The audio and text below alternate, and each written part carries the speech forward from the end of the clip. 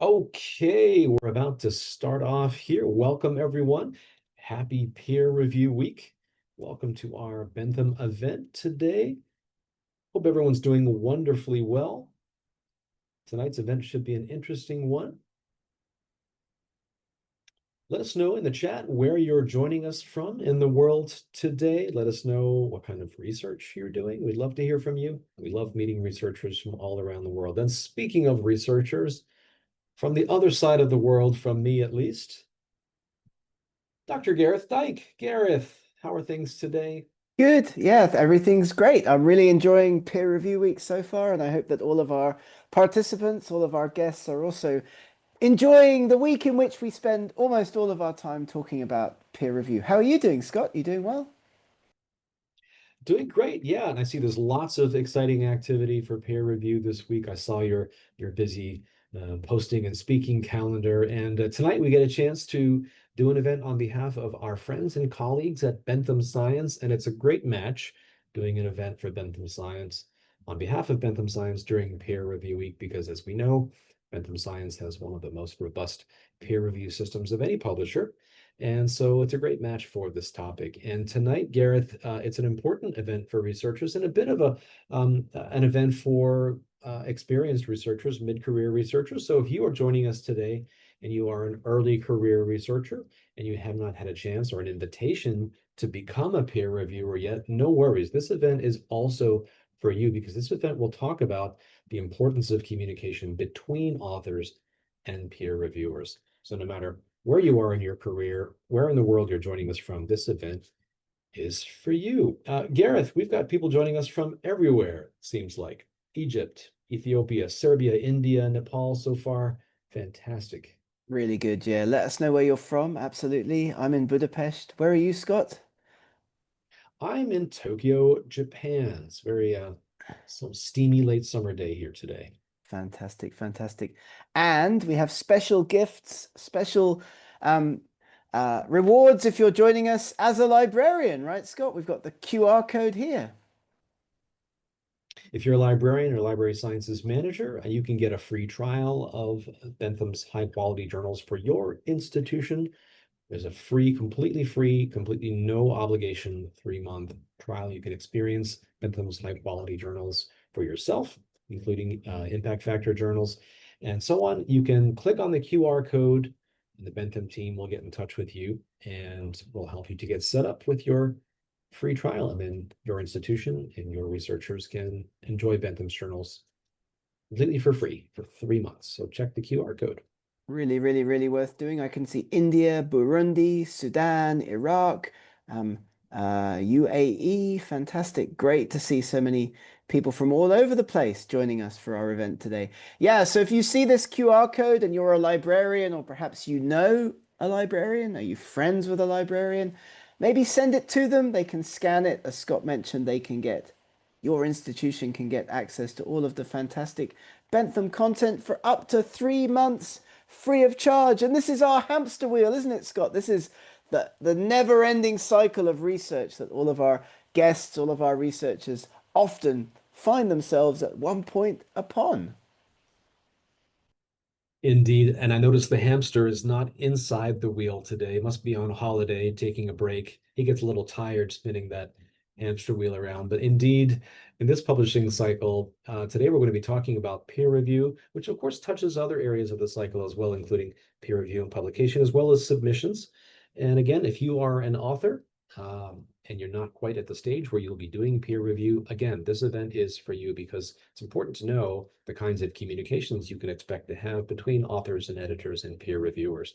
On the other hand, if you are receiving peer review invitations and you're at that stage where you're doing peer reviews, this event is definitely for you. And Gareth is a wealth of expertise on this topic. So I'm here to listen and learn as well. Let's see how we get on. You might encounter peer review in the funding application stage of the research cycle. Lots of grant applications also, of course, get peer reviewed, but most people come into contact with peer review in the journal article submission and peer review process, sending your papers in to academic journals. So, since it is peer review week, don't forget, we are going to be talking today about peer review and about some of the fantastic benefits that you can gain as a researcher by participating in peer review. But do let us know again, like some of your issues with peer review. We'll be back at the end of this session. We'll have time, lots of time, I hope, for a Q&A session. We can talk, we can help, we can engage with you and give you some information that we hope will assist you if you're currently facing an issue with the peer review process, right, Scott? And we also encourage people to get involved in doing peer review for journals as well.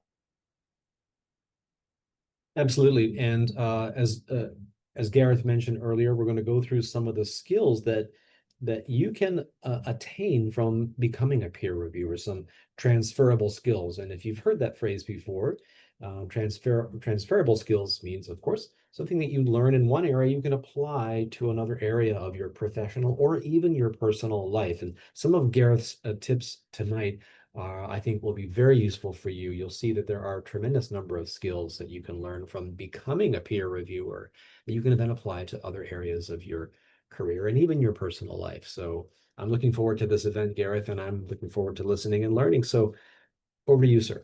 Absolutely. Brilliant, brilliant stuff. So here's what we're going to talk about in our event today, in our event this afternoon, our event this evening. First of all, we're going to talk about what is peer review. It sounds a bit basic, but let's see, because many people that we do encounter in these sidetrain events, working with our partners like Bentham Science, many researchers are a bit confused about what peer review is and what the function of peer review is and what it can be. Secondly, we're going to talk about why you should be a peer reviewer, why you should get involved in the peer review process if you get that opportunity from a journal or from a publisher. And then thirdly, transferable skills, especially communication skills. We'll talk about those later on. Thirdly, in our event today, how you can develop and use the communication skills that you attain performing peer review in other parts of your life, in other walks of life. These are key transferable skills. So let's get started. Let's dive in. Let's begin our event today. And thank you all so much for joining us. Let's begin our event today by talking about what is peer review. Maybe you've seen this fantastic cartoon before in other events that you've attended. The main function of peer review is not, as many people do tend to think, it's not to help you improve your research for publication. Many people do think that's the main function of peer review. They look at this from a kind of individual perspective. They think, I'm going to get comments on my research. Those comments are going to improve my research article. That is a byproduct of the peer review process, something that we hope happens as a result of peer review. Actually, the main function of peer review is to filter and improve content overall for researchers. And of course, as you can see in this fantastic cartoon, for most people, peer review is actually a bit of an ordeal, not such a great experience. But that's what we're here to change. Scott and I do these events for publishers all over the place, all of the time. And one of our goals with these training events is to help you get more out of the peer review process and hopefully turn it into a little bit less of a nightmare for you as a researcher. It should be a positive process. It should, as a byproduct, improve your article. It should advance the field. Peer review should contribute to advancing the field. And we really do feel that you should consider getting involved in peer review with a publisher like Bentham, for example.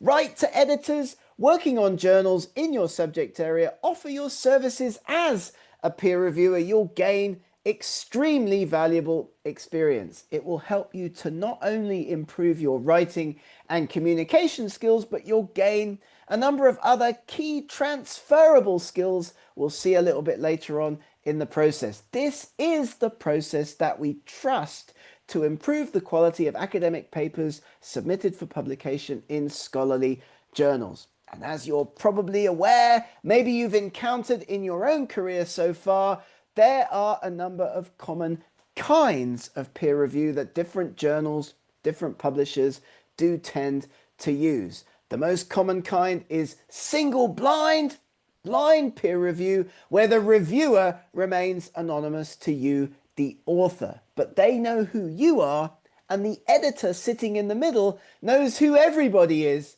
in the process. That's single blind or blind peer review. We've also got double blind, where reviewers and authors are unaware of each other's identities, institutions. That's often viewed by many researchers, depending a little bit on your country where you're doing your research. Many researchers do view this as fairest and least open to biases. And indeed, this is the kind of peer review that Bentham Science only performs on its papers.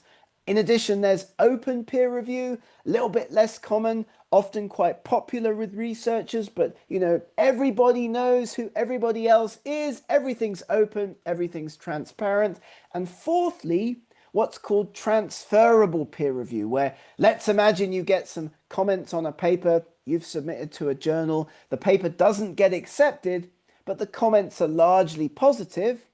Those comments, those reviews can then be transferred to another journal. And this is called transferable peer review. And of course, it's not mutually exclusive with the other three kinds that we've talked about here: blind, double blind, open, and transferable. Let us know in the comments which of these you've experienced, if any. Maybe you've experienced several. And here's some data specific to double blind peer review. And actually, quite surprisingly, DB, PR, double blind peer review, single blind peer review, you can see the proportion of uptake of these different models by country. This is data from one of the Springer Nature journals, a journal called Nature Communications. You can see that in China, many more people are looking at double-blind peer review than you might expect. 22% compared to much lower percentages in that middle column. In India as well, uptake is higher than in other comparable countries. Data for India and China show us an increased use or increased uptake by researchers when given the choice of double-blind peer review. Researchers are more likely to choose these models, at least based on these data, in these countries. And this is because we understand that people are worried about peer reviewer bias. This is something that we can also talk about in our Q&A a little bit later. But international journals use a range of different kinds of peer review. As you can see here from this fantastic graphic from PLOS, the Public Library of Science, a big open access publisher, a range of different kinds of peer review, adding to the four that I showed you on the previous slide. So let's get Scott back involved. Let's ask a question. Scott, how are we doing? Everything good so far?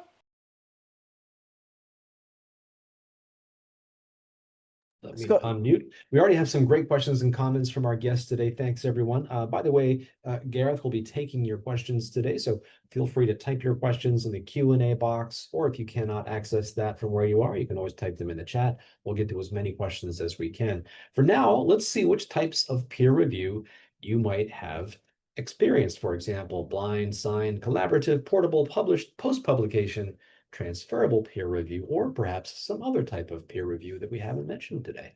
Let's see which ones you have experienced either as an author or as a reviewer or potentially an editor. which one do you think is best, Scott? Which one would you say was the least kind of, or the most fair? Let me put it that way. Which of these would you go for if you had the choice? Right. I know a lot of researchers like double-blind peer review just because, as you said, it's that anonymity and it helps to, not always, but helps to mitigate at least regional bias. I know a lot of authors feel that there is regional bias lodged against them, and with double-blind, it helps to offset some of that. So as for me, I think blind peer review is always a bit more equitable, a bit more fair. How about you, Gareth? Any preferences? Well, I mean, most STM journals are using blind peer review. so that you don't know who the reviewer is, but they know who you are. And that's Mm, just the norm. I think 70, maybe even 80% of mm, journals at least use this process. So we used to spend a lot of time trying to guess who the reviewer was when we got the mm, text back from the journals. It was an interesting time. mhm. You can sometimes guess. I know my wife speculated that on the last paper she published, she thinks she knew who the peer reviewer was. It was a former colleague, she thinks, but of course we don't know because of the single blind system. But yeah, I think double blind is a very equitable way to do it. Let's check our results. Let's see. I'll share the results here. Let's end the poll right there. And great. So looks like all of our guests today have experienced some form of blinded peer review. Interesting. A lot of our guests have also experienced signed or collaborative peer review. Interesting. Published. No one's experienced portable peer review, which I guess is interesting because that means perhaps you haven't had a rejection that allowed you to take that paper to another or related journal. Interesting. Transferable, other. Oh, interesting. Okay, great. Um, Interesting. Any thoughts on the results we see here, Gareth? Really interesting. I'm not surprised by the number of colleagues who've involved themselves or experienced single blind peer review. Portable peer review, yeah, I mean that maybe that's a subject area thing. It's common in some medical disciplines or maybe, in big publishers with a portfolio of journals, you send your paper to Nature, it gets rejected, they invite you to submit it down the cascade, as it's called, to another journal. Interesting stuff. Well, let us know. We'll be back at the end, of course, to answer questions. As Scott mentioned, we can already see some questions coming in the chat box. Let me talk a little bit now about what peer reviewers do. Here's a quick checklist. Peer reviewers, when they look at your paper, are checking for these main things. And this is a great slide to have a think about the next time you're putting a paper together and sending it to a journal, because peer reviewers will be looking at your hypothesis, the methodology, good data analysis. Is your data complete and are your conclusions valid? So these are things that reviewers focus on, we hope, when they get the opportunity to look at your next paper. And we're going to just emphasize at this point in the presentation what we've already touched on. Bentham Science does have a uniquely robust peer review process, and this makes Bentham Science an excellent choice for authors and readers, because here at Bentham Science, the publication process is uniquely thorough. Double-blind peer review, everything looked at by reviewers selected anonymously from an online in-house database, and editors at journals are not doing that. That's done by the manuscript processing system at Bentham Science. So for several reasons, this publisher could be a good choice for your next paper. You can see here's a flow chart that explains what's going on, similar to what we see at other international publishers. Double blind, editors not involved, everybody doing peer review has an H index of greater than 5. So it is one of the most robust peer review processes anywhere in the publishing industry. So that's worth knowing about. That's worth keeping in mind. The editors in chief at Bentham, at the journals, perform initial quality checks on papers when those articles come in to the journal. They check that whether the journal article matches the aims and scope. They then deal with the comments that come back from the peer review. So it's important to note that editors at Bentham are not themselves selecting peer reviewers. That's all done by the online manuscript processing system. And then the editors make decisions about the papers at the end of the day. So that's how editors are involved in the process at Bentham. And you might very well be asking yourself, hang on a minute there, Gareth, doesn't it take longer to conduct such robust peer review at Bentham Science? Well, actually not. Even with such high quality standards, Bentham is usually able to complete peer review within 4 to 6 weeks, which is actually a lot less than you might get at some other journals and some other publishers. I caught a glance of a question already in the chat talking about papers getting stuck in a publisher's system. So do keep Bentham in mind. Do have a look at the Bentham online manuscript processing system, if you have any questions, this will help you to determine the status of your paper at every single stage. So, we've talked about what peer review is. We've talked about the different kinds of peer review that are seen at international publishers. And we've also touched a little bit on how Bentham Science performs peer review. Let's now talk about why you should consider becoming a peer reviewer. And this is really, really important because doing peer review for a journal can boost your career. But when you get that invitation from a journal, from a publisher like Bentham Science, asking you, do you want to peer review this paper? Do step back and initially ask yourself these three very important questions. Do you have any conflicts of interest?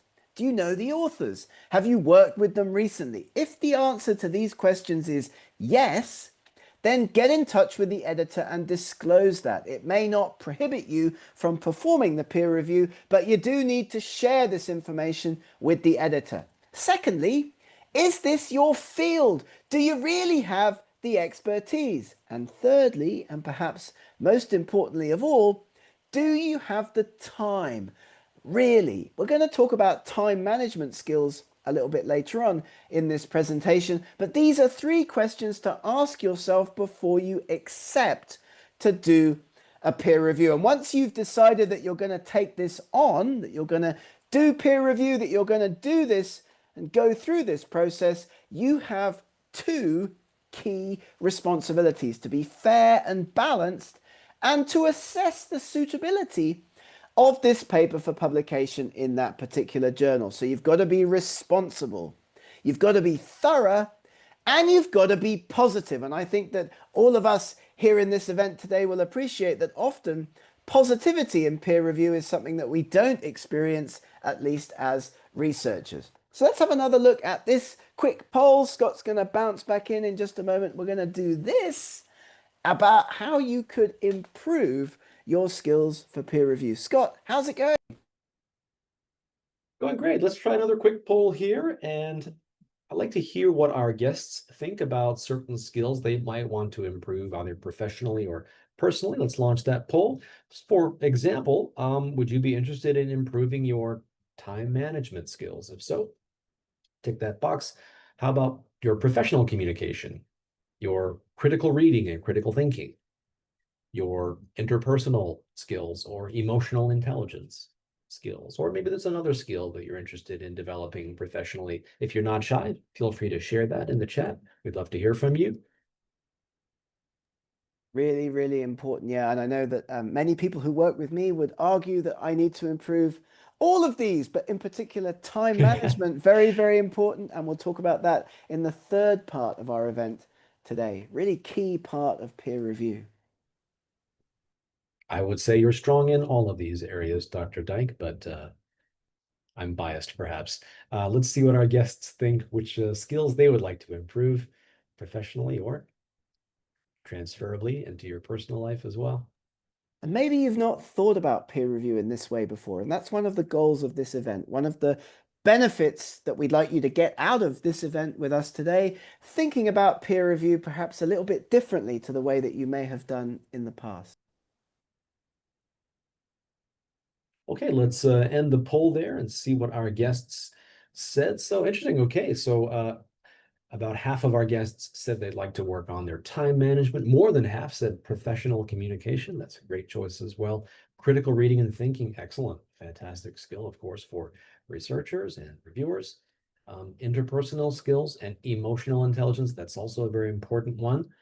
And perhaps some other skills as well. If you answered other, feel free to share in the chat. We'd love to know what kinds of skills you're hoping to develop.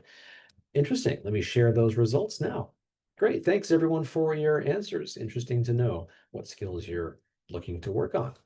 Fabulous. So maybe we can build another event based on some of this information. We won't have time today to talk about all of these different aspects of what you can gain from peer review, but definitely, if you do accept to take on a peer review task from a journal, you will if you do it properly and you do it well and you do it thoroughly, you will develop a positive and reasoned attitude towards the research of others. At least we hope that you will. You'll get to understand journal production processes because you'll be in the loop with a number of key people from the journal. You'll see what happens to a paper when it gets into that journal submission system. And you'll also get to understand more about the editorial process. Perhaps you've not understood much about that yet as a researcher, but you will have that opportunity when you do peer review. And of course, as well as we've mentioned, you're going to gain interpretation and reading skills performing peer review. You get to stay up to date in your field. You're getting up to the minute access to a research article that is now being considered for publication. You'll get to see how others write and structure papers. Other colleagues, perhaps native English speakers in your field, you'll see what submitted articles to this particular journal look like. You can use this information to help you with your next article submission in terms of formatting, in terms of the shape of the paper. You may learn to make better figures and tables. All of this helps you to develop your own skills as an author, a writing and publishing researcher. You can expect to gain access to the literature, critical experience, access directly to editors, which is really, really important. The next time you make a submission to this particular journal, you're going to know and they are going to have experience working with you at the editorial level. So that can be a huge advantage for your next submission. You'll also learn about new directions in your own research, as well as ways that you can sell your research to this particular journal. You've been selected as a peer reviewer because you are an expert in this particular topic. Therefore, you will probably almost certainly be also submitting some of your papers to this journal in the future. So this is a great experience. Connect with the editor, do a good job. But before you begin doing your peer review, here are two key questions that we've put together over years of bitter experience that you can ask yourself before you begin. Is the question here important and interesting, or is it trivial? If it's trivial, then probably the paper is not so suitable for publication. And secondly, what about the methods? Are these appropriately chosen and appropriately used? Research methods are so important, right, Scott? These two key questions before beginning the peer review. I just wanted to pop in and say from the author side, because I consult with authors, these are the key questions that authors, of course, need to be asking as you're developing your study, as you're drafting your paper, as you're planning your research question, developing your methods. So Gareth from the editorial side is going to be asking these hard questions about your paper after you submit. So authors, we have to keep these in mind because down the road, that's what peer reviewers are going to be looking for and analyzing most intensely. So authors take note, even if you're not ready to do a peer review yet, you should be taking Gareth's advice here, definitely. We know that the main area of a paper where peer reviewers tend to have problems, the methods section. So if you've written a paper and you haven't shown it to other people, gotten some feedback on the methods section, maybe you should do that before you submit to a journal, right, Scott? This is where you can really improve your chances of eventual acceptance, getting your paper bulletproofed before you send it to the journal. So the question and the methods, and then you go in and you start assessing the article. And some journals will give you more guidelines on what to do, what they expect from you as a peer reviewer compared to others. Some give you templates, some have online systems that you can fill in as you're doing the review, whereas other journals give you zero information, nothing at all. So some checklists like this could very well be helpful to you the next time you have to do a peer review. Is the journal choice appropriate? Are the methods and hypothesis appropriate? What do you think about the study? Give the authors a thoughtful and balanced assessment and do comment on the content, on the science, not on the language, not on the writing. If you think the research article needs work being done on the language, send it back to the journal editor and tell them that, because this is the author's responsibility. They can use AI, they can use a range of services. They don't have to pay anymore, of course. There's so many tools out there that will help you for free to improve the language in your paper. But journals are all different. Some will lead you, others will not. But this is key. You're going to be commenting on the research, on the science, not the writing. Your job is not to edit the language. If it's hard to understand, send it back to the editor. I've lost count of the number of times as an editor I've received peer review reports that are actually editorial jobs. They've gone through, the reviewers have gone through and worked on the paper. We don't need that. We would ask you to send the paper back to the editor if that is something that you think needs to be improved. Doing the review, though, we've got this great technique for you here, learning to read the paper in 3 different ways with 3 different hats on as you look at a piece of work. Firstly, read the paper as somebody else in the field, in the research field. You are somebody else in the research field. That's why you've been asked to peer review the paper in the first place. You do this to understand the content and the focus of the work. Then give the paper a read as a competitor. But think about what, being fair and balanced. Don't be negative. This is very hard to do, we know, but read the paper a second time as a competitor and then read it a third time as a colleague. Imagine that you're a colleague working in the same department. Imagine this is a friend of yours and improve. Give them some suggestions. Give the authors some helpful suggestions that they can use, that they can apply to improve the quality of their work. And so when it comes to writing that peer review report, your report is not about the language. Start with overall comments. What's good and what's not. List the strengths and weaknesses. Be specific. You want section by section comments and take your time. That's why we asked you at the beginning, when you go through that checklist, things to think about when you decide if you're going to take on a peer review. Do you really have the time to do a good, accurate peer review?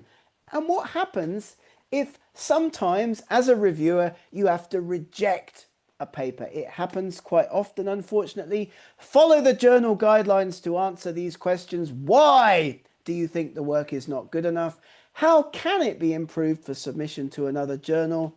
And also talk to the editor, because many journals will ask really at the outset of the process, is this paper suitable for our readership? But above all, and one of the main takeaways from our event today, we certainly hope, is be positive. Don't be negative. We've all gotten lots of review reports as researchers that are downright nasty. Constructive positivity, one of those key transferable skills that we talked about a little bit earlier. It's a key element of your toolkit in life. How can you find ways to help the author improve? Far too often reviewers think, how can I get this paper rejected? How can I find ways to reject this paper? Your colleagues and collaborators will really appreciate your positive input if you do this. Imagine your boss gives you a document to comment on. Are you going to be negative or are you going to be constructively positive? I think the answer is obvious if you want to continue and have a productive career.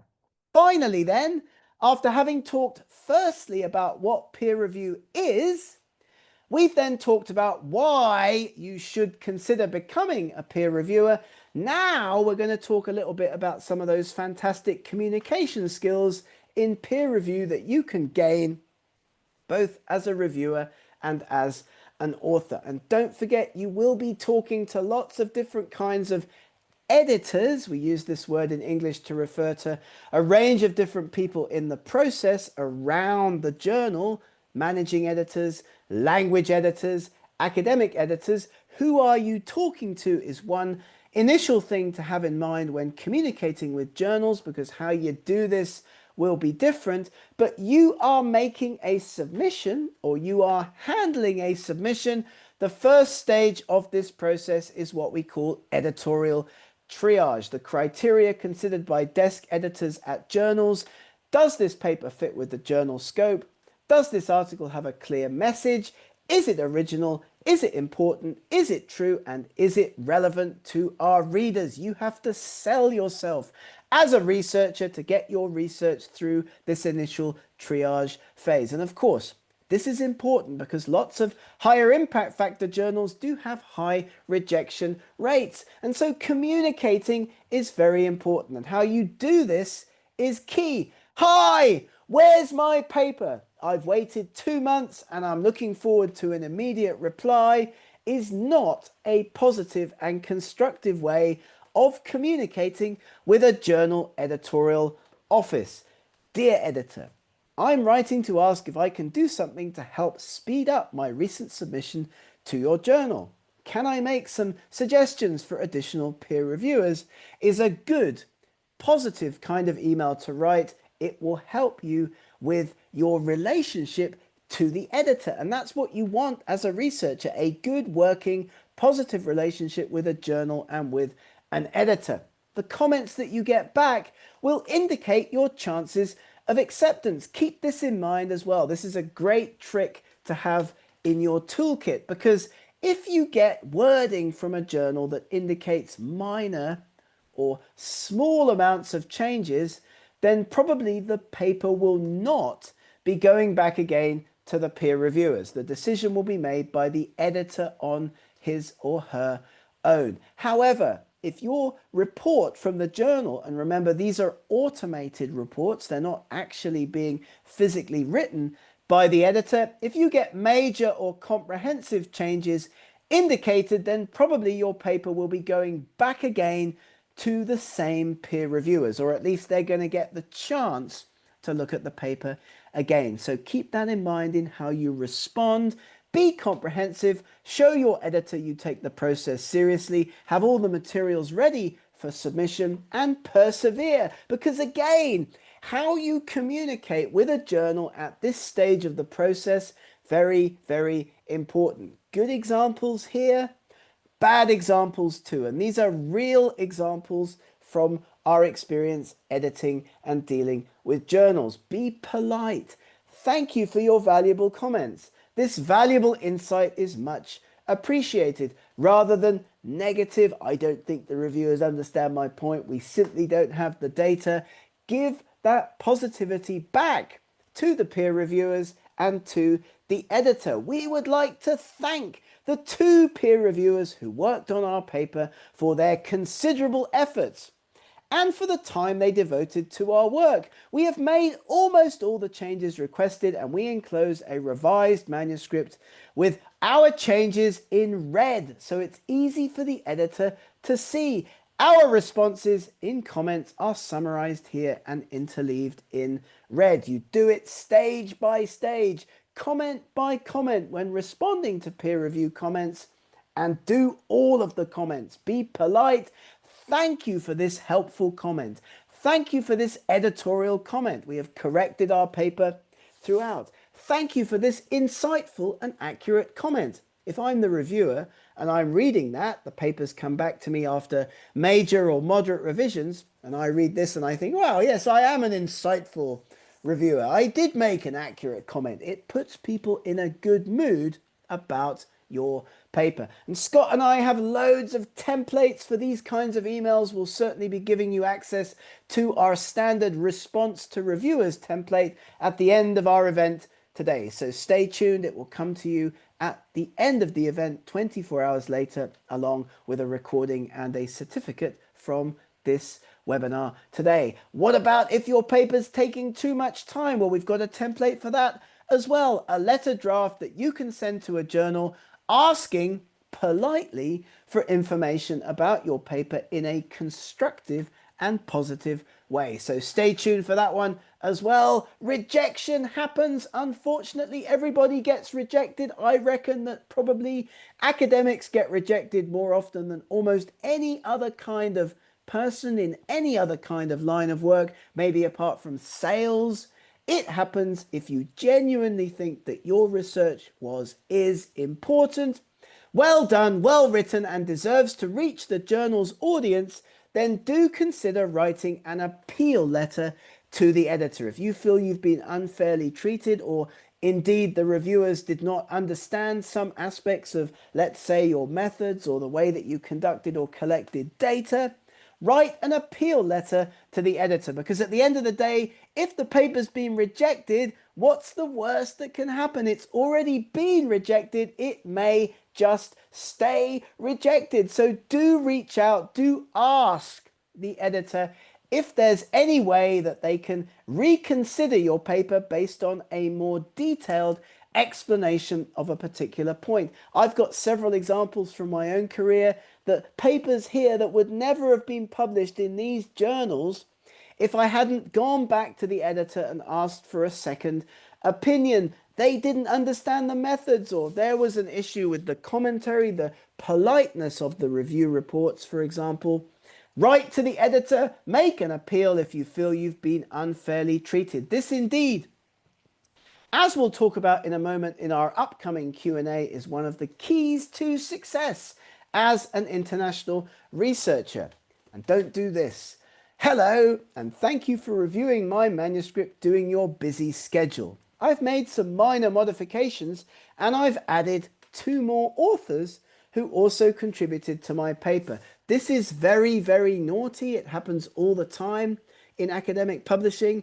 Adding authors late in the manuscript processing process is a clear sign that you're giving out authorship as a gift to those individuals. Journals hate it. You shouldn't do it. You should have your authorship agreed, signed off on by everybody before you make that initial submission to the journal. Sending a paper to a journal requires all authors to know about and support the submission. Trying to add authors after acceptance immediately causes alarm at the editorial office. And indeed, any changes or additions to authorship after journal submission, so after submission, that's before potential peer review, are going to require an explanation and approval forms from all currently listed authors. And journals they hate having to deal with these kinds of situations. So do get your authorship agreed in order before you make that submission to a journal. And don't forget, you will often also need an ORCID ID, a great way to distinguish yourself from other researchers. There are lots of John Smiths working in the UK. How are other people in other parts of the world going to know which John Smith is the one that they want to connect with? Well, by using their ORCID ID. This is a great way to distinguish yourself from other researchers, build up your CV easily. It populates your research publication list online automatically, so do that. And really what we're here to help with, Scott and I, is communication. Maximize your success as a writing and publishing researcher. Have a look at some of the tips and tricks that we've presented in this benefits of peer review session today. And of course, if you have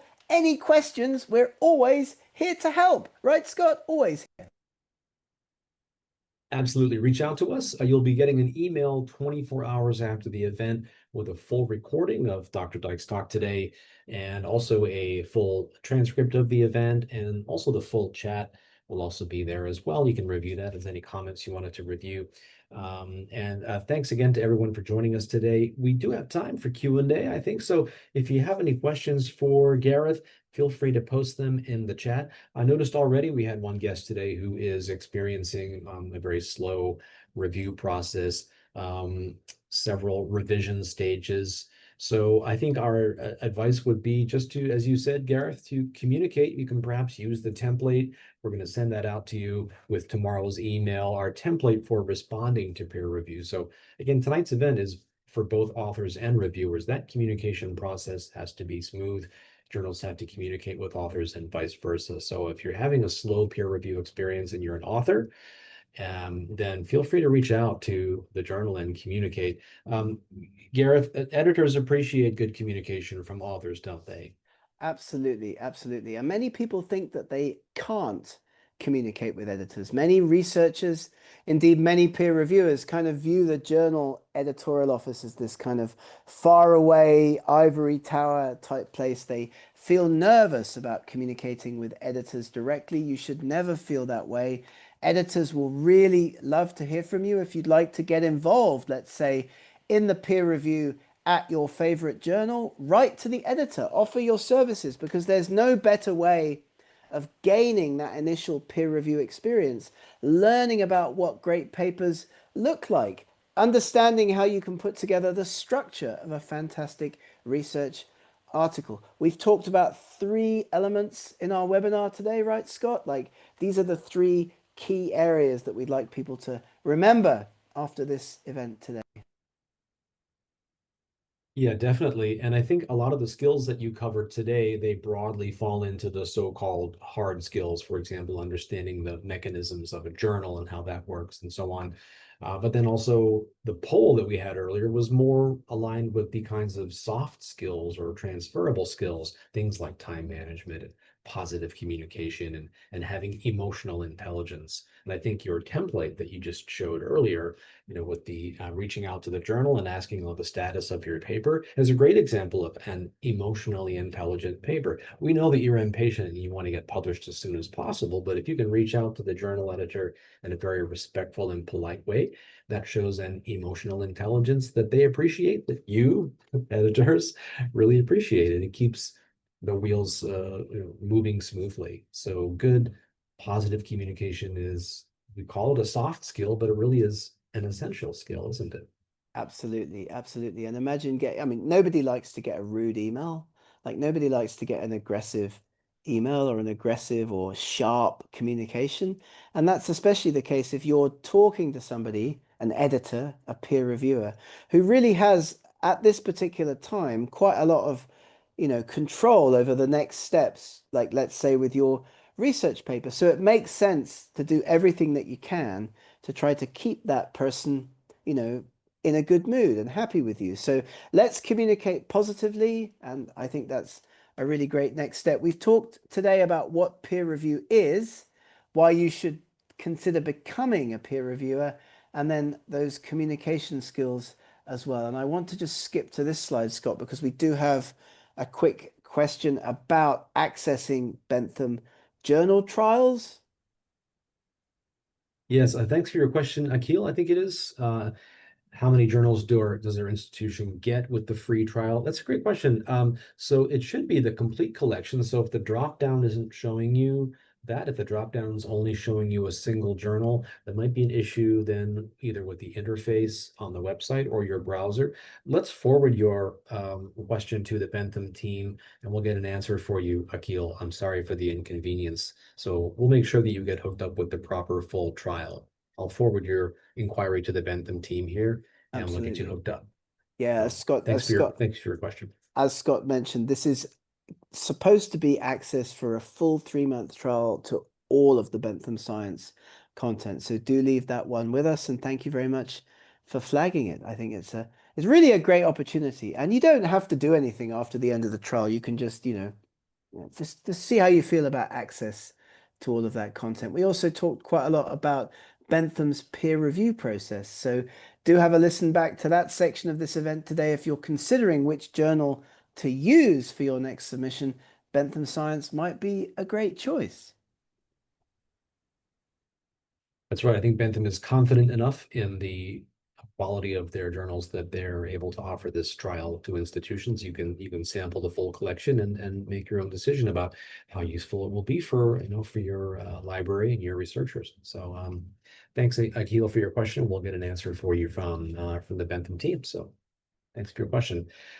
Gareth, I think maybe some of our audience tonight might be wondering, are there reasons to not do peer review? We talked about some of the important reasons, the hard and soft skills, the so-called soft skills that people can gain from doing peer review, things like time management and better communication skills and so on. Are there any reasons that you might want us to think carefully about doing peer review or things you need to consider before you accept an invitation to do peer review?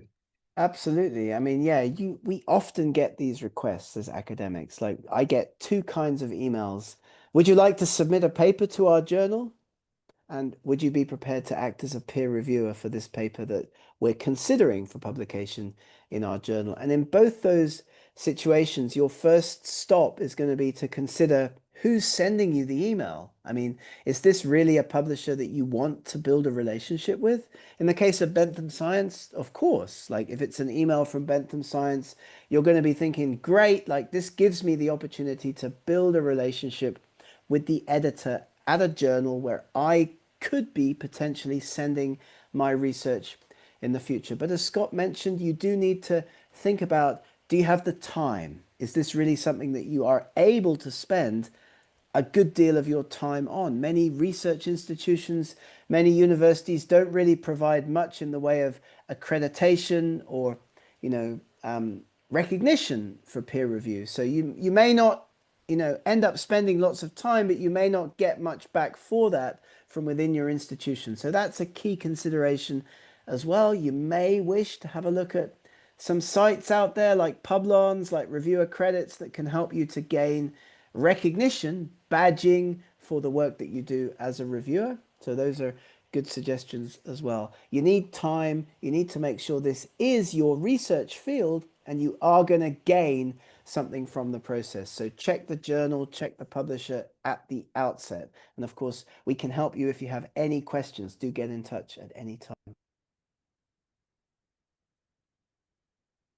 Great. Thanks for your question and thank you for your insights, Gareth. One more question.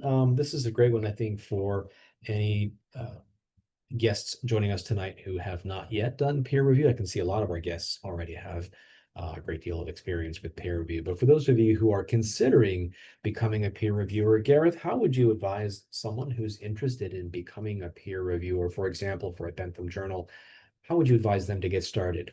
Oh, well, I mean, again, this is something that you can do by writing to editors, and editors will absolutely love to hear from you because one of the big problems that journals face, excuse me, is finding willing and able peer reviewers for all of the papers that they get submitted. I mean, submission volumes are way up these days.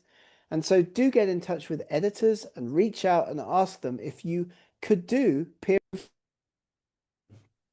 Depending on your subject area as well, there are a number of publishers that provide great training programs for potential peer reviewers. If you're listening to this and you're a physicist, for example, then have a look at the AIPP and the IOP, American Institute for Physics, International Organization of Physics, I think is the correct acronym for that. These are bodies that can provide you with lots of support and help as a peer reviewer in that specific subject area. Institute of Physics, forgive me.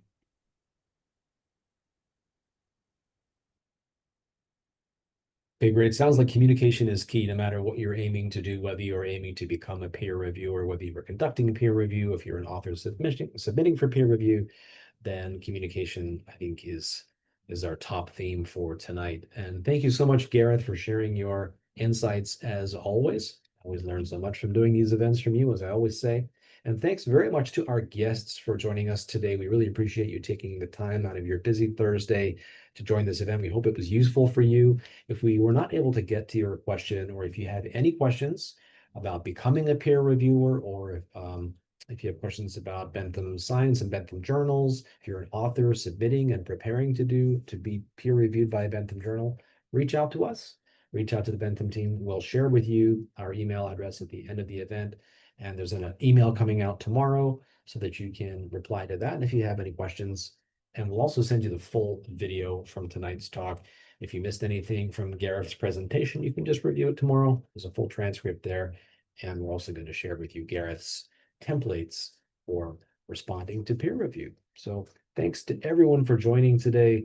And thank you as always, Gareth, for lending us your time. Any final thoughts before we go today? Enjoy the rest of peer review week. I know we're attending lots of events ourselves this week. Do have a great time doing peer review and do get in touch with us either at Bentham Science or at scitrain.com if you have any questions, or indeed you'd like one of these events for your institution or for your publisher if you're listening from another publisher. Thanks again, Scott. Great to do this with you. As always, have a great evening. Thanks, Gareth, and thanks, everyone. Have a great day.